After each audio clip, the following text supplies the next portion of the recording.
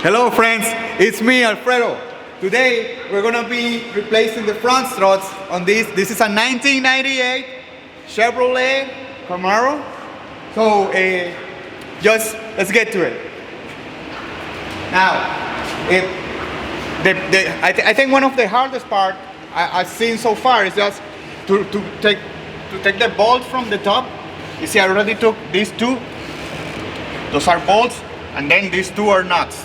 But the ones in this side, you can see that the bolts are at Torx at T30 bit. You need to take these two out. This one comes out easy, but then this one, you got the master cylinder on the way. So in order to take this bolt out of here, you gotta unbolt the master cylinder. See? Take those two bolts. I don't know, you can see that one over there, the nut out, and then take this nut out and kind of move the master cylinder back, being very careful.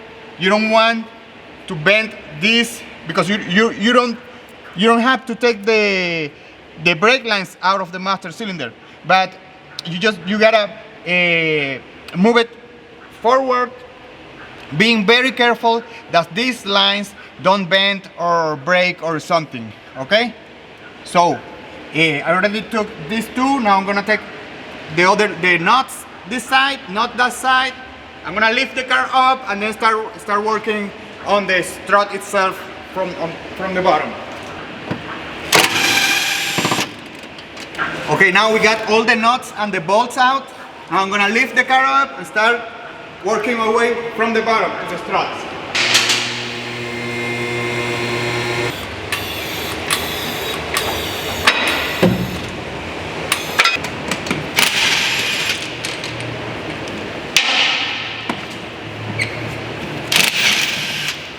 All right, friends, now that we have the car in the air and we took the wheel off, now I want to show you here what's the steps you gotta take in order to get the strut out of here.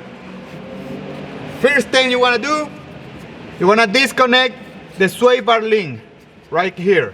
Take this nut out, take this nut out so that the sway bar link gets loosened. Then you're gonna have to remove the lower ball joint nut right here, this one right here. Take the cotter pin out, take the castle nut out. Then you gotta disconnect the lower control arm from the knuckle so that you can lower the control arm. Then you're gonna take two bolts that hold the strut in place. One nut here, see? And then one nut here. It's a nut with a bolt, so you gotta hold the bolt from the bottom and then run the nut out.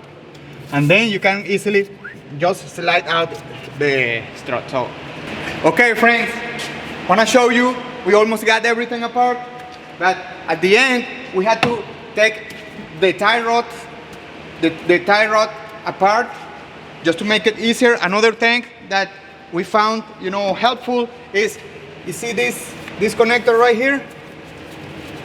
This connector goes into the wheel speed sensor, the ABS wheel speed sensor. If you disconnect it, it's better because you get it out of the way.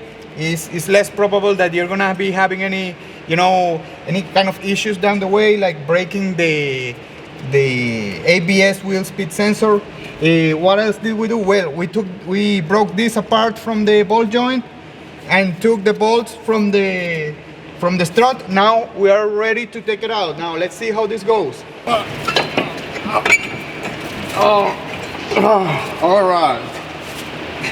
All right, friends. It gave quite a fight, tell you the truth. All right. We even had to take out the brake caliper to be able to, because this upper bracket comes attached to the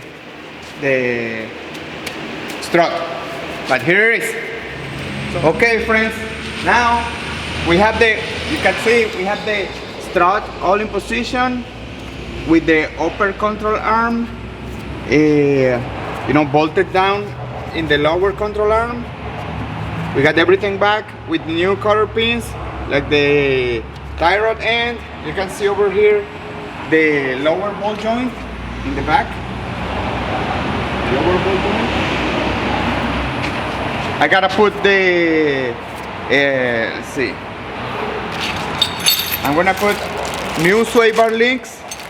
New sway bar links, because the old ones, as you can see, they got rotted and broke. So that's pretty much it, you know. Just put the sway bar link, put the brake rotor, the brake caliper, put the tire back, and you're good to go. Right, if you like this video, please give us some likes and subscribe to the channel. And if you have any comments or questions on this job or this vehicle, you can leave them in the comments below. Thank you for watching. See you next time.